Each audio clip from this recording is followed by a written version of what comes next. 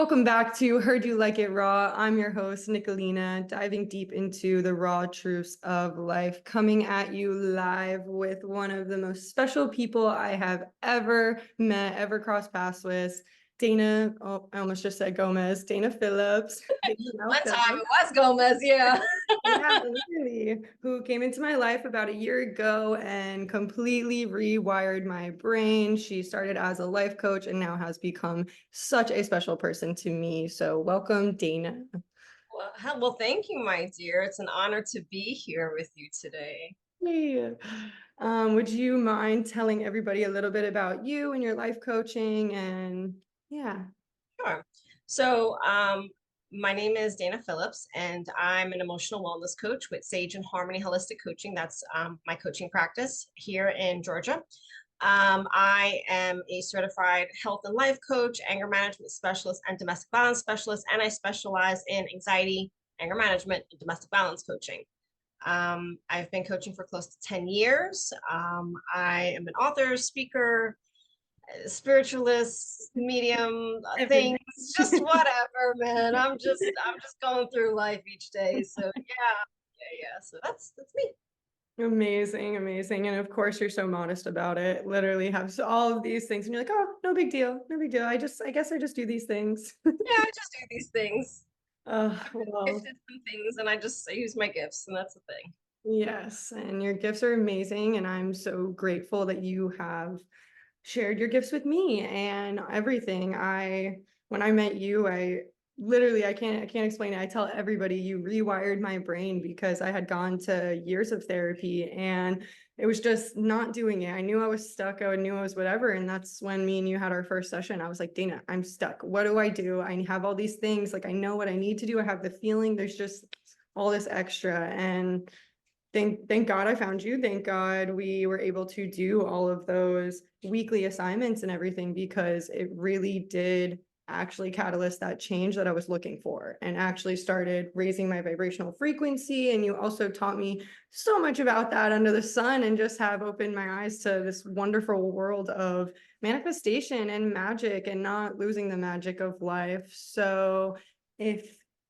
you could dive into manifestation and give that a little bit about what that means and when you learned it, that would be awesome. Yeah, I think one of the things was that so with manifesting, you can manifest good things and you can manifest not so good things, right? So I think on a very unconscious level, we tend to manifest not very good things. And then we get frustrated because the things that we want, we're not getting, but we're attracting these other things that come into our life, right? And so that was me. Before I kind of started, understanding like law of attraction, but even with law of attraction, I knew that there was like something more because it was that frequency, it was the energy that was behind it. My vice was being a receiver. So if you are not a master receiver, you cannot master manifesting. Mhm. And that was something that I had to learn the hard way because you can manifest these like little things. And so there's proof of life that it exists out there. But until you can love yourself enough and get yourself to the point where I can take a blessing, right? So if somebody pays for my coffee or if somebody, pays me a compliment, these are blessings. So little things that the universe was giving me. I was, trying to just say thank you, but I was also pretty uncomfortable with it. So it was a healing process that I needed to go through.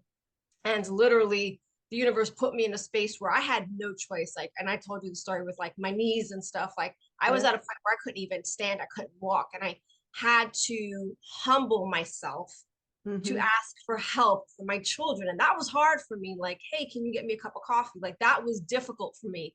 Yeah. And I was so stubborn that I would, take my crutches and, get myself to the to the kitchen. And my daughter just got to the point where she would just sit there and watch me. And she was like, let me help you. No, I got this. Take the coffee, made my coffee, like hobbling around or whatever. And then like the cup, and then you take a step, and then the cup, and then you like put it somewhere. And then got to the point where I was at somewhere like my living room where there wasn't anywhere where I could put my cup down. So she was like, so how are you going to do this? And I'm like, it's fine. I got it. It's good. So so I say that to say is that I had to humble myself enough to learn to ask for help and to receive help. Mhm. And that was such a lesson for me because once I learned how to receive help and receive blessings, it really was a catalyst for the manifesting. Mhm. So, I love myself enough and I love the people around me enough to, and my environment enough to be able to be that master receiver.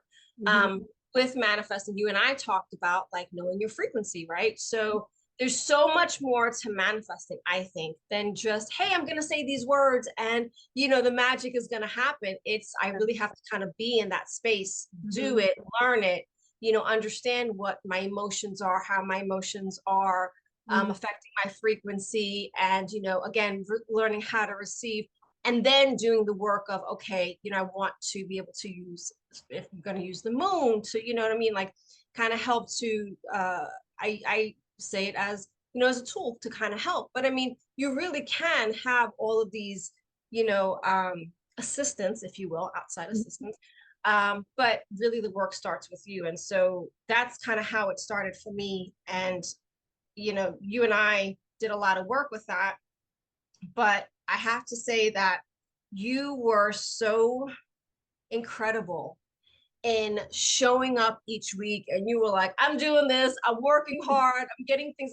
Because to be quite honest with you, people come into my practice and they want the results, but they don't want to do the work. Mhm. You know what I mean? So I always say to them, look, this, you're going to get out of it whatever you put in. Yeah. You came in and went in hard each week and you did the work. And it was incredible to watch you.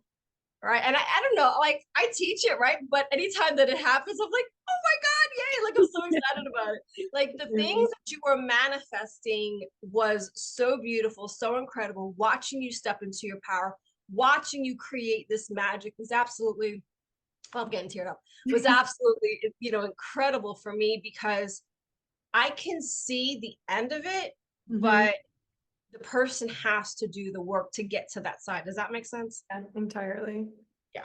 Oh, I love that. I love that take on it because I love that you want to know you have to be receiving because I think that is such an important thing, especially nowadays on social media. Everybody goes on TikTok and they're like, oh, see this affirmation and your life will change. And it's like, Yeah, okay, no. sure, that can maybe, it might help, but it will only help if you're already in that receiving mode, if you're already in that vibration of like, I deserve this. And that comes from, being products of our environment and growing up in places where we were on fire flight and we were not taught how to self-love and how to receive. And we were, hated for wanting things better for ourselves and treated, at least for me personally, like I know it was hard for me to receive because anytime I did, someone made me feel like my light should dim. And they were like, oh, Yes. look at you being greedy and selfish and conceited. And it's like, oh my God.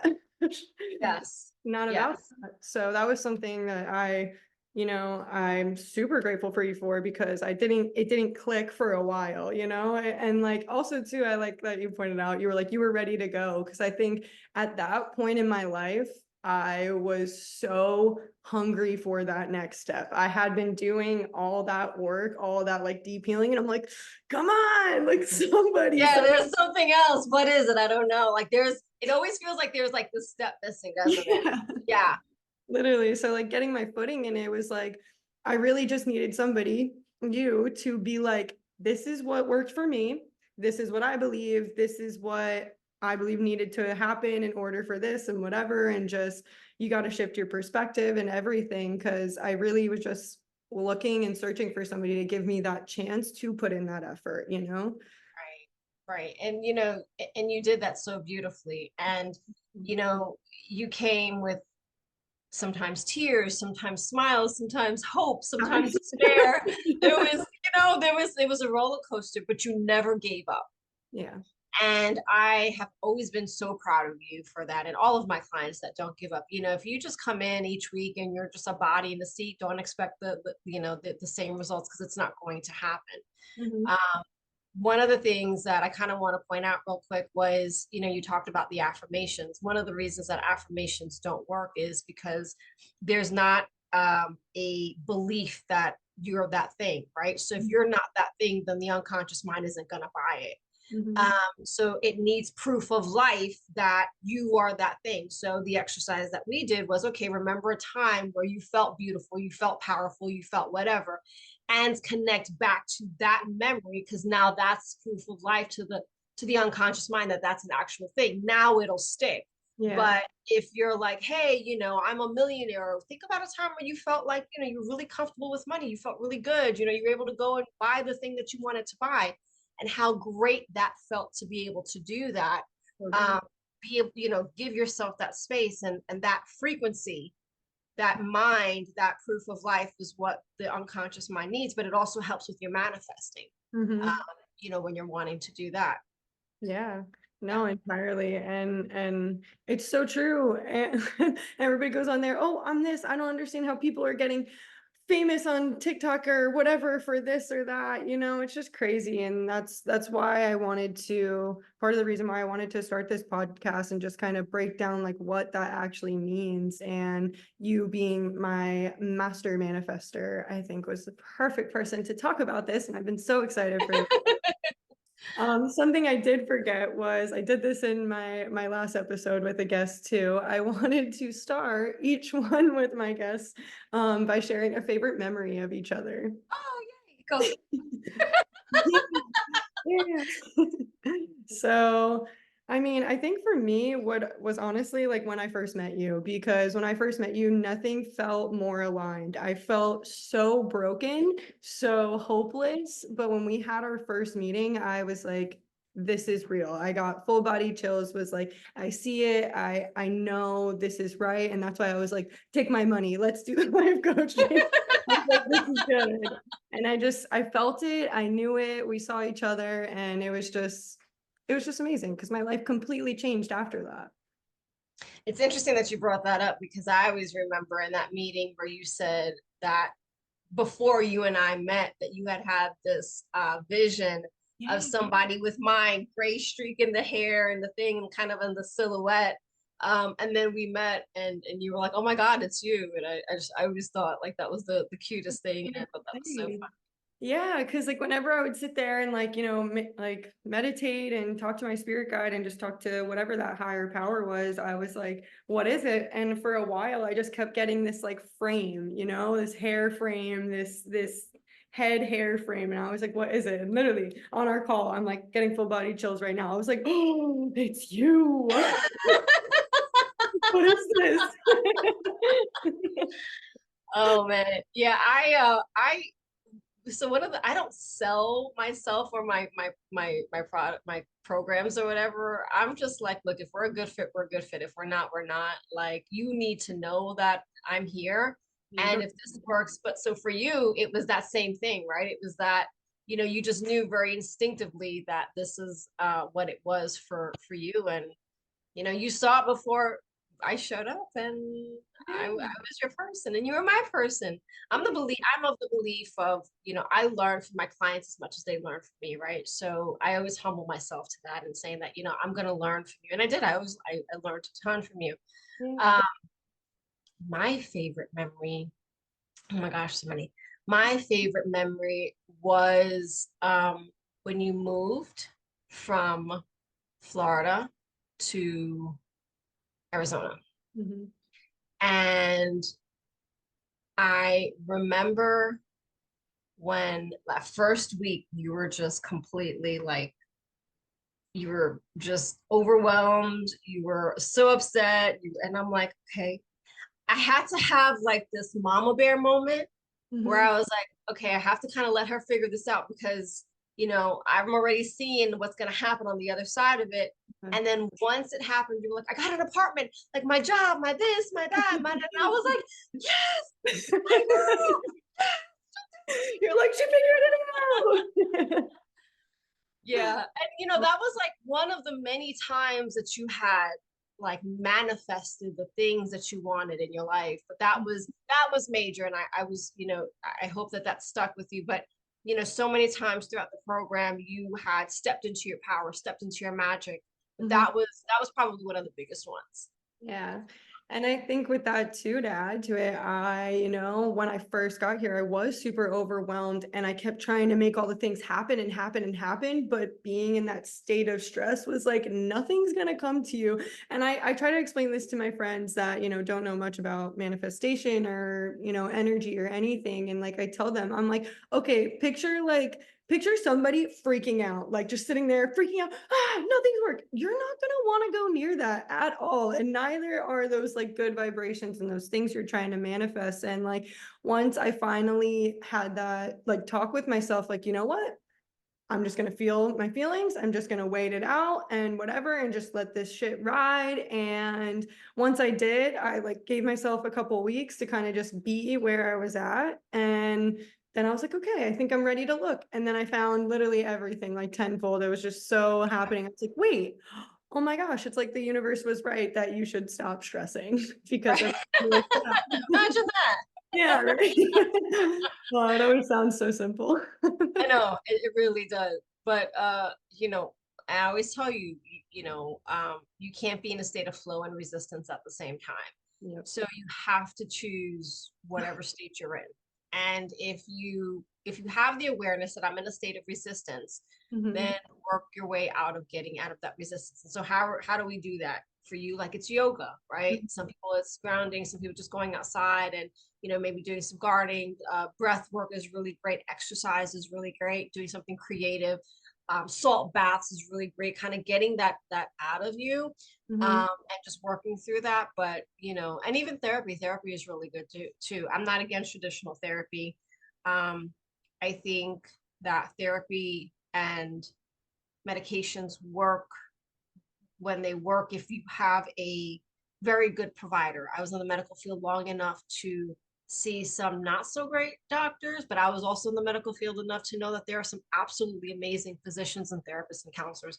And Yeah. I have a wonderful community of those people, within my networking community. So I'm grateful for the time that I spent in the medical field because it gave me the awareness of, okay, who how they are, how do they interact with their patients, and what that looks like, Mhm. and what they should truly be doing working with their patients versus just kind of milking them to come back. You know Exactly. what I mean? Like every week, every month, or whatever for like 30 years. Because I have clients that have been in therapy for 30 years and have not gotten the results that they got with me in a 16 or 24-week program. Um, and that's crazy to me, that's crazy to me. So Yeah, that's why I encourage life coaching and stuff like this. I mean, I think I was just naive to it before it. I was like, what is that? Like thinking yeah. it's some, like motivational speaker, just being like, you got this. I'm like, whatever. But then when I started like actually learning through your program and actually realizing that, I'm like, this is what I needed to be doing because I had talked about it for so long. And it's just that action, that accountability, that showing up for yourself, actually actively and physically making those changes. And yeah. Yeah. Now, disclaimer, I am not a therapist. So Mhm. anybody that's listening, I am not a therapist. I do not do therapy work. I do education work. So the information that I provide and the work that we do, it's really it's information. It's just that. And then, my clients work and they do those things, but it's very interactive, right? So each week there was an assignment that you did. You don't really get a whole lot of that in therapy. You know what I Mhm. mean? Which I think is one of the biggest differences. So the main difference between coaching and therapy is coaching is more goal oriented Mhm. than your traditional therapy. You could be in therapy for 30 years and that's just what you guys are doing. Yeah. But like even I have therapists that refer to me for something very specific, like, hey, work with Mrs. Smith on this particular thing for the next couple of weeks, and then she can come back or whatever. So it kind of, I'm like the accessory bag, if Yeah. you will. Yeah, well, I think too, like specializing in like a lot of things along the lines of like anger management and domestic violence management and, just being a survivor after all of that stuff. It's like it really does take a special person. And also too, like you you have to put yourself in your shoes in order to actually help people. So that's why I think it's harder for people to be like, hey, do this, because they haven't lived it, you know? Yeah. Yeah, that's the other thing. I'm very open about my story. I Mhm. share my story with everybody and anybody. Hell, I'll tell anybody who, if you're around me 10 seconds, I'm yeah. My ADD has me as an oversharer, so I'm definitely an oversharer, and I'll tell you all kinds of shit. I'll tell you But every detail, what shirt I was wearing, what socks I yeah, had on. yes, exactly. But you know, some people are really uncomfortable with it, but most of the time it's very beneficial because it helps the other person to feel like, you know what? Oh, she gets it. Mhm. Oh, I'm not the only one. And I always get that. And I don't like try to, again, I don't try to like pull clients or whatever. Sometimes I'm just having a conversation with someone, or I'm doing a networking meeting and they ask me, you know, well, what do you do? Well, how did you get into that? And I start sharing my story, and you just kind of see their face kind of like change. And I'm like, oh, I hit a nerve, I hit something. And Yep. it's because they've experienced some kind of you know, abuse, physical abuse, emotional abuse, sexual abuse. You'd be surprised how much that happens. And because I share my story, and it becomes very relatable. And one of the reasons that I think my clients like working with me is because I am relatable, Mhm. right? I wear my experiences on my sleeve. Mhm. Um, I have the education behind it, but I also have the real life experience on it as well. And I think that when you show up for somebody on that level, it can be really, really powerful because we may not have had the same experience, but we have the same experience, if that makes sense. Yeah, Do you know what same I mean? So feeling. yeah, that creates a different space. And then the other thing is with the domestic violence, I coach survivors and abuse and the offenders, which not a lot of people do. So Mhm. um, one of the things that I realized while I was going through it, and I had to really work hard to start working with the offenders. Like I had to really work through some shit because, Yeah. you know, as a survivor, I was just like, fuck them. You know what I mean? I mean, like True. you guys have this conscious awareness of what you're doing, but the one thing that I realized was that abusers were also abused. Mhm. And they're victims too, and they're survivors too. They just didn't know how to come through it. And so with the anxiety part of it, a lot of time, I'm sorry, with the anger management part of it, a lot of times that's what shows up in the domestic violence for the offenders. Mhm. Yeah, in my first or second episode, whichever one it was, I mentioned, I I really did believe that, like, growing up in the household that I did, I really did believe that in especially romantic relationships, you abused your partner Right. physically. It was just a part of life. And like I talked about how when I was in middle school, I was so physically abusive to like other kids and stuff. Like Yeah. I should see somebody stole my pencil, I was beating them up. And it was like I wasn't a bad person. I knew that deep down, I didn't want to literally hurt people. I just didn't know any better, like at Right. all. That's all I thought. That was what my worldview is. And that's why I preach about people being product of their environments. And like, you really do just have to look at what they've been surrounded with. Of course, they're going to act like that. Like, and it takes a lot to come to that realization of like, oh, I'm the fucked up one. Like, because you're also dealing with a lot of hurt, you're reacting in those ways because there's some deep rooted pain in there that you're unaware of. And this is just your defense mechanism, fight or flight. And it's fight on that one, Yeah. but it's insane. And I think a lot of people too, like you were saying, just even acknowledging that they were the abused, Yeah. and now becoming that version, and then also accepting the fact that you're becoming that version that you hate Yeah. also. And like, oh, what do you do? And it's just hard. It is. I did a podcast on when you're the toxic one. Yeah, And yeah, I mean, that's some real shit, right? When you have to sit there and talk about self-reflection. it is, and it's terrible. It's painful because you're like, no, I'm so wonderful, and how could it be me? But yeah, bitch, it's you. Yeah. And it's okay that it's you, right? It was okay until you realize that it's not okay. And then what are you gonna do with it? So I'm the belief of okay, once you shed light on it, like you can't make excuses around it anymore. Like, what are you gonna do with it now? I the common denominator with me and the relationships where I was abused, and even the good relationships that I had, the common denominator was me. Mm-hmm. Um, I didn't know how to be with the good guys, right? I didn't know how to accept their love. I didn't know, I would self-sabotage those relationships. I treated them like shit. I would run, that song, She's a Runner, She's a Track Star. Like that was made about me, bro. Like that was me from like early. And and it's just now that I've learned to be in a healthy relationship, and even being in a healthy relationship um, causes a ton of triggers and a Mm-hmm. ton of healing that still needs to get done. um, but there is a lot of work that has to go through, and the work is continual. Mm-hmm. And usually we use the analogy in the spiritual community about like the onion. Like healing is like an onion. You peel the one layer and there's always like another. And Mm-hmm. it's true, but you're never starting from base. You're never starting from nothing.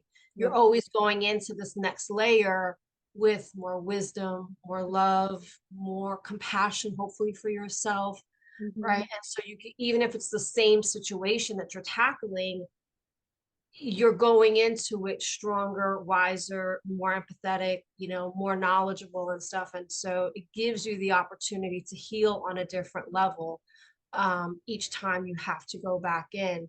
But Mm-hmm. healing is a journey, not a destination. It is. And you just got to work through it. Yeah, definitely. I was just listening to Life's a Climb by Miley Cyrus, and she's like, it's always gonna be an uphill battle, but I'm gonna keep climbing, gonna keep doing it because it really is all about the journey and the whole message of that song, obviously. Great affirmation song. But I love that we got into this topic. So I was gonna say another one of my favorite memories from you was when I had just gotten cheated on, just kicked the mans out of the apartment. My rent doubled, life was falling apart. I hated everything. And you were like, ooh, don't hate me for saying this. And I was like, oh no. And you were like, you're in the most perfect place right now. And that The was, conversation. yeah, that was like the best thing. Honestly, somebody could have told me because it was filled with so much love and understanding and compassion and like confidence in me. And it was just like, I know I need to give you this tough love, but you really are. And since then, especially, I've been preaching to everybody like when things fall apart, I'm like, things have to die in order to be born. Like, I promise you, like, the universe always has a plan, God or whatever, always has a plan. I was just telling my friend this earlier today on the phone. I was like, dude, I promise. It's like there's something better. Like, do you believe in God? Do you believe in something? You're on the right path. I know it stings, but so yeah. Yeah, absolutely. Everything is a season. One of my biggest lessons was detachment. And I Yeah. think that was a big lesson for you this past year too, right? Was detachment. Mm-hmm. And um, when you don't get attached to a specific expectation of how things are, and even if you like, and you and I talked about this, like, right, being in nature and how everything, there's seasons, right? There's always seasons. Seasons, you know, create change, but it also creates death.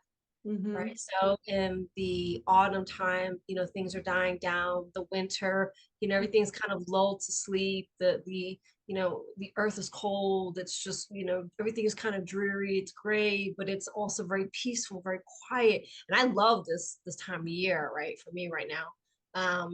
And then spring comes. And then you have the buds that are coming through, and the birds and the bees and all the things, and fucking pollen in Georgia, which is like deadly. But yeah, but it's beautiful. And then you have the summer, and then it's all of these seasons, right? So anytime something happens, I'm like, okay, it's a season. All right, good. If something is falling apart, that's great. That means something is going to be reborn, something better for you. And it always, if you haven't seen it from the outside looking at you, I'm like, she's going through it. She's shedding her skin. It's dying out. She's ready for this next part. Good. I'm so proud of her. And you didn't stay stuck. Mm-hmm. Death cycle, which is really beautiful and super powerful. Yeah, yeah, entirely. Oh wow. Yeah, So many things, so many profound things. There's so many times that you and I would be in a session or just even on the phone, and you'll say things, and I'm like, you're so right. Like my brain goes blank because I'm like, I have nothing else to say. She's just right. She's got the holy answer right now. Like, I'm like, I have no argument. I have no rebuttal. Like, it's so good. So, so good. And yeah, I mean, I think more people need to realize like things like this too. And a lot of us kind of will throw like pity parties and go kick rocks over the tiniest thing. And it's like, oh my gosh, there's you really got to take a look at it from the outside looking in and look at how you really are in a whole different new layer of that onion. And it's okay to have your pity party, right? Just don't shut down and stay there. Like Yeah. I'm of the belief that every emotion is necessary and it's powerful. I believe that anger can be great. I believe sadness can be great. I believe all of those things can be great because they promote change. It's when you don't know what to do with the emotion. It's when you don't know what that emotion is coming from. So, you know, you and I talked about like anger and like happiness and sadness all being secondary emotions. They were brought on by something else. And Mhm. so when you can kind of piece those things apart and identify what those things are, it creates a power for you. Like you have more power on your emotions and the next step now instead of I'm angry. You know Yeah. what I mean? It's like, well, how are you feeling? I'm angry. Well, that's really different than, you know, I was feeling disrespected because my need for, love and communication and being heard wasn't being met. And now I'm feeling really angry. Well, that's a lot fucking different than I'm just angry because you don't Yeah. know how to articulate what happened to you. Yeah. And so because of that, all right, well, what do you want to do about it now? So how can we resolve it now? Because if you just stay in that one mind space, then you can get stuck super easy. Yeah. But that's why emotional intelligence and emotional literacy is so important because it can really help to shift everything else. Your Mhm. frequency, right? Your manifestation, your affirmations, your self-love, your compassion, all of those things. You have to know how your emotions and the meanings that are behind them for you Yeah. really affect you. Otherwise, everything will just shut down No, and you'll get stuck. entirely. And that's what I mean by you really rewired my brain. You helped me articulate like what I was actually feeling and where it was coming from. Cause then I was able to address it. Cause when you're just in that angry thing and you can't define it, you're just in this angry rage bubble and you're just like, and all you do is see red and see that. And there's no way out of it. But when you are able to define it and like not necessarily pinpoint it or explain it, but just kind of understand it more, it helps you heal like a lot easier, you know? Yeah, Yeah. definitely. It'll put you in that healing space. Ex- Um, Emotions can be empowering. Yeah. Understanding education for your emotions. It's all connected. Yeah. Those are things that I wish that somebody taught me. I had to learn that the hard Um, way. I had to learn it from the darkest places. Yeah, that's why I mean, whole thing on me doing this podcast. I'm like, how are we not learned about this in school when we're younger? How to really be with like our how to actually deal with our human selves, like what it means to be human, and like we can avoid and pretend like we're not these actually emotional beings, but we're constantly run by emotions, like at all times. Everybody's always feeling an emotion, so it's like, well, how can we not learn about it when it is such a huge part in what pushes people to move mountains and do certain things and jobs and all of this stuff. It's like the driving force, and yet we all stay blind to it. Yeah, I don't know if they stay blind to it. I think they prefer to call it something else, right? So it doesn't matter what you call it. I mean, you can call it whatever you want, but it's at the end of the day, if it's, if it walks like a duck, talks like a duck, Yeah. paddles like a duck, it's fucking duck. But you can call it, people are just calling it whatever they want. And then, but that also kind of helps to skirt them around the truthness behind it.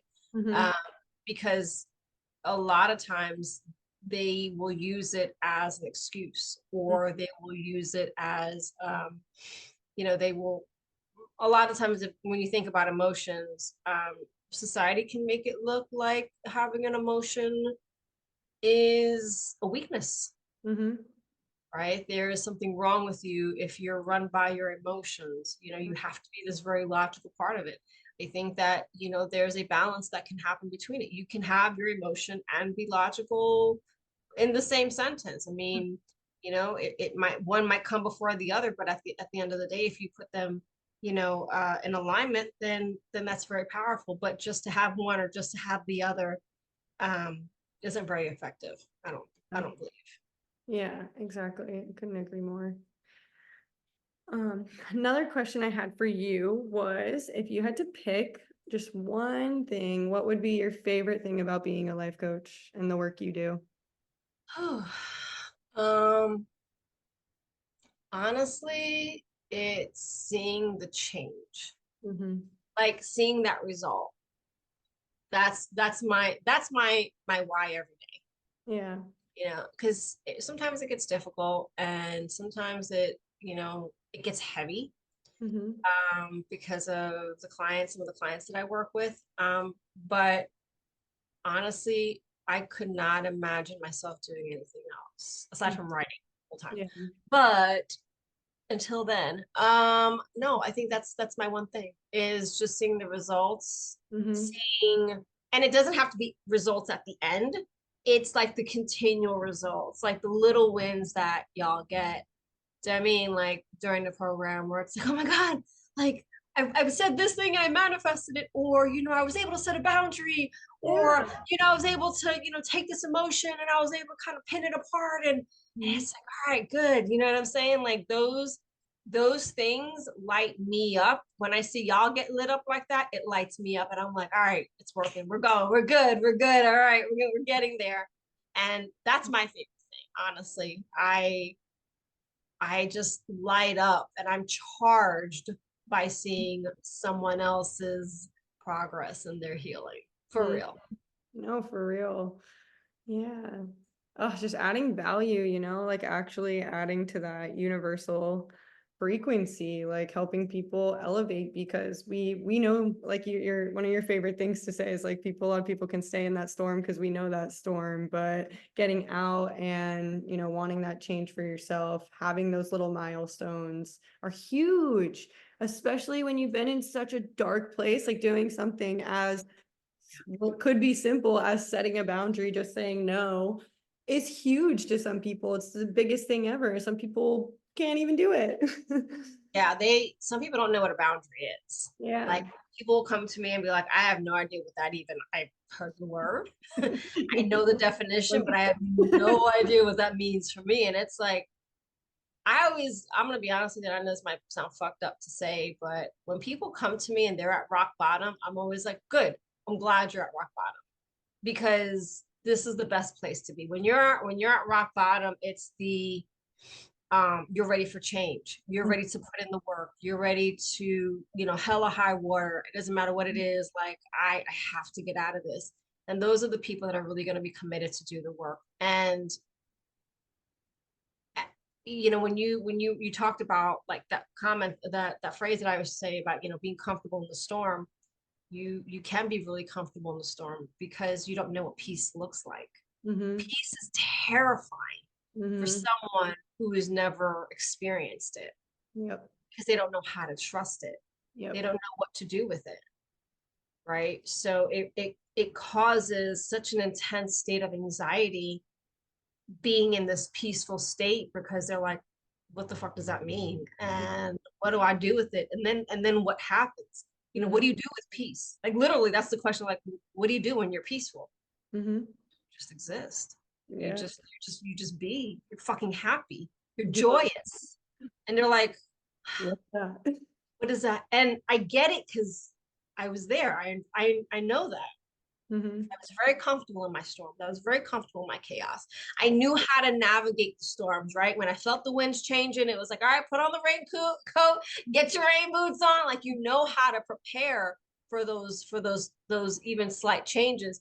But if it stops raining altogether, you're like, what do I do now? What's happening? What is Literally. the sunshine thing that y'all talking about? I'm burning. No, literally, it's so true. Oh, so That's true. crazy. But I mean, it's possible. It's just, it has to be a choice that you make on what you want from it. So yeah. Yeah. So what was your favorite part of the program? Hmm. I put you through some shit. So what was your favorite part of the program? Fly won't stop shooing by I me. see that. Um, rising above, that's what we mean. um, but yeah, I think my favorite would be way after the program, because the whole time I knew it was amazing. Every week I had with you, I was like, okay, I can't wait to tell her this and work on this and everything, and it was just in this constant flow. But after, like months after, when I kind of was now on my own. I know, of course, you were always right there with me, but trying to maneuver the ways of life on my own and noticing what it meant to get out of flow and get in flow. And I think it was like months after our program, I was like, oh, and now I was able to actually apply all those lessons learned, everything you drilled in my head, or just was like, hey, you deserve this, you deserve that, and everything. It was like all of that. It took a while to finally click, because when I was actively meeting with you, I was like, oh yeah, of course I'm great. Of course this is good, because it was like that consistency. But it was like afterwards, when I had a lot of trouble fall and I felt out of flow, but I was able to see it. I was able to get it back myself. Uh, yeah, yeah, Yeah. yeah. Good, good, good. That's my girl. Yeah. Yeah. I'm so proud. Yeah, Yeah. that's it. That's the whole thing. I don't, as much as I love my clients, I shouldn't be seeing you for 30 years. The whole goal is to be able to give you guys the tools, the knowledge, the everything that you need, so that when we finish, I still have clients that come to me, for maintenance sessions. Maybe they'll come to me once a month or whatever, just because they want to have that monthly maintenance, kind of a check-in deal. But um, unless or there's a life change or something that happens. But for the most part, I mean, it's really this significant, okay, putting into play all of the things that, I learned, and knowing how to consistently be able to do that. Mhm. Because while you're in program, I'm your accountability partner. But then once the program finishes, there's no texts, there's no calls, there's no emails, there's no, Mhm. that's kind of what you gotta fly, baby bird. Yeah, actually do the work, actually do that. And I think that's like, it takes a lot, because it's so easy to fall into the laziness, into the not doing the work, and oh, it'll be fine. But then like I watched all the shifts happen around me when I wasn't constantly bringing in gratitude, constantly calling in my protection, and just, having that inner knowing, that inner gratitude of everything will be okay no matter what my circumstance. Right.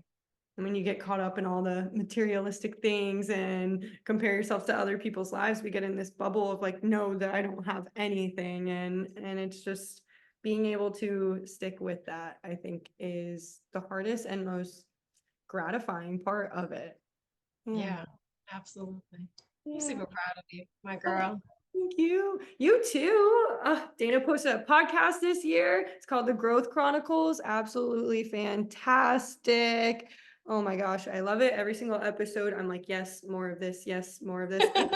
And for me, especially, it's like a treat where I'm like almost getting my sessions, because it feels it's so good. That is awesome. Well, thank you. You have been such an amazing support system, and your love and your support. And, you've always been so wonderful, sharing, referring, all of the things. And I just absolutely adore you for it. And you're so amazing. And I am proud of you. Look at this podcast. I mean, once I've listened to it, I'm like, that is my chick. I love her. I showed you the Love picture. it. I'm so excited about it. Yeah, man. This is like awesome. This is really, really good stuff. You're talking about important topics, and you have stepped into your divine wholeness. You have stepped into your power. You are embracing your magic, and there is nothing more beautiful to me than to see this and to have been a part of your path, the early stages of it. And I just couldn't be prouder. I'm like that mama bear that's just like, my cup is out there doing the things. But yeah, Yeah. there's not, and I mean, I connect with my clients, but there's some that are just like, they stick with you, and Yeah. you're one of those, you know what I mean? So yeah, Really. for Well, I think right after our like last session, I was like, Dana, you're not going anywhere, right? I'm like, well, sure. you'll have to be here for me. Um, yeah, but you just made me start crying there. Oh I wow. know. I started getting teary eyed. It's a And lot. It's a lot. me still learning to receive. I'm like, I've had a couple of people reach out about the podcast and they're like, oh my God, it brightened my day. More people need to hear this. Thank you for doing this. It really resonated. And I'll literally sit there listening to either the voice memo that they sent me or the text message or something. And I start bawling my eyes out. And I just still learning how to receive that, but also being able to see like that's what I want. I want the world to just be like, hey, it's okay, like we can all come together, we can acknowledge these things that we're all feeling inside. And I literally could not have done this had I not met you last year and gone through the program and being able to break down all those walls and all those insecurities and unworthiness or anything, because everybody's worth it. And some of us just got dealt a shit hand of cards, and that's not our fault. It doesn't mean we're bad people. That doesn't mean we're only that definition. And I forever grateful for you for redefining that for myself. Yeah, absolutely. And I still have my insecurities, and imposter syndrome still shows up for me. Hell, it showed up for me with my own podcast. It took me months to launch that shit, but I did it. So everybody, I say that to say is that everybody experiences it, no matter where you are. I've known some amazing, talented, super educated people that still have imposter syndrome, and it's like, oh, okay, well, it's not just me. You know what I mean? But Yeah. you know I had one of my mentors. He says, if talking about imposter syndrome, he said, if you don't think you're good enough, you're right. And I was like, what? He was like, you're right. You're right. But if you think you're good enough, you're also right. Yeah. And he's like, even if you don't think you're good enough, you can get there. Mm-hmm. Right. So that first podcast is going to be whatever it is. But the fifth one is going to be better than the first one. Mm-hmm. And the 10th one is going to be better than the fifth one, definitely the first one. And then the Definitely. 20th one, do you know what I mean? So it's like you just, and it was true. Like my first podcast was probably terrible. I'm probably, what I mean? I have no shame in saying that. But now I'm like more comfortable in it, you know what I mean? I'm more relaxed. I'm more, kind of in it. And then the other part I wanted just to share with you real quick, because I know we're short on time, was that you are a channel. You are a conduit. The messages that you receive, you know what I mean? So you are here to share those beautiful messages with everybody. And as long as you allow yourself to just be that conduit, to be that voice for, your team and the guides and stuff, you're just going to be able to continue to do the work, and you can't fail. There is no failure in that. You know what I'm saying? Even if you just hit one person, that's a success. And that's how I went into it. If I can hit one person, I'm good. Do you know what I Yeah. mean? So but you reach the millions. Super easy. That's who you are. Well, I appreciate you for that. And also too, your little lessons, your little imposter syndrome things that you've gone through with posting it. I am grateful. Oh, sorry you had to do it first, but grateful because I was able to learn and be like, you know what? She's right. My first one or my fifth one will be better than my first one. And it just will keep getting better. And it's just getting over that, and thinking you're worth it. Yeah, absolutely. Stepping into your greatness, my darling, celebrating it. You are absolutely Amazing. beautiful. I'm so proud of you. Thank you. You too. Oh, love you so, so, so, so much. This was amazing. This was even better than I thought it would go. It was awesome. We covered really, really great topics. And I had Dana pick a song. Dana picked Brand New Me by Alicia Keys for everybody to go listen to. Dana, why'd you pick that? Oh my gosh. So Alicia Keys, the album As I Am got me through some of the worst times in my life. And I was such a fan of hers before that, but even after that. But when I heard the song Brand New Me, it has continually been such a profound song, because every time that I'm recreating myself, it's like I'm not who I was before. You should probably get to know me again. You know what I mean? I'm not going to apologize for this growth. And, the words and how she says, like, I just even think about it right now, getting chills. Mhm. But, this is one of those songs that it's like, I'm going to continue to evolve and to grow. And if you're still stuck on that old version of me, we can't even have this conversation. Like, you should probably catch up. You know what I Mhm. mean? Because I'm not slowing down type deal. And that's just it. You know what I mean? Every time I'm growing, and I just feel this, because as I grow, I realize that I'm losing people around me. And as painful as that is, it's like, I can't stop for you. You know what I mean? I need you to be with me or not. And if you're not, that's okay too. So I can honor your space, but I'm honoring my space and I'm honoring my growth. So Yeah. brand new me is ever evolving. So yeah. Oh, I love it. Go listen to it. Go rock out to it. Be sure to follow Deyna on what exactly is your Instagram? Coach Deyna? Is it Coach? Yeah. My Instagram and my Facebook are at Coach Deyna. The Growth Chronicles podcast is on Spotify, Amazon, iHeart, Apple, fucking YouTube, Amazon. Yeah, it's there. We're there. Yeah, and if you guys want to check out products or services, you can check out my website at www.snhcoaching.com. That's Sage, the letter N, harmony.com. And yeah, excited to have been here, to be a part of this. We are loving all of the magic that you are creating, and continue to shine on, my dear. Yay. Oh, thank you so much. Thank you again for coming and being on my podcast today. I know the world needs to hear your voice as well, and amazing lessons that you have taught me that I think need to be shared to the whole universe. So Brand New Me by Alicia Keys, go listen to it, go vibe with it, go reflect on it and feel your best. Catch us next week on Wednesdays, covering more topics under the sun. I don't really know exactly what next week is going to be because I'm planning this further ahead, but yeah, stay tuned. Love you all. Love yourself. Peace and blessings. We are out. Bye.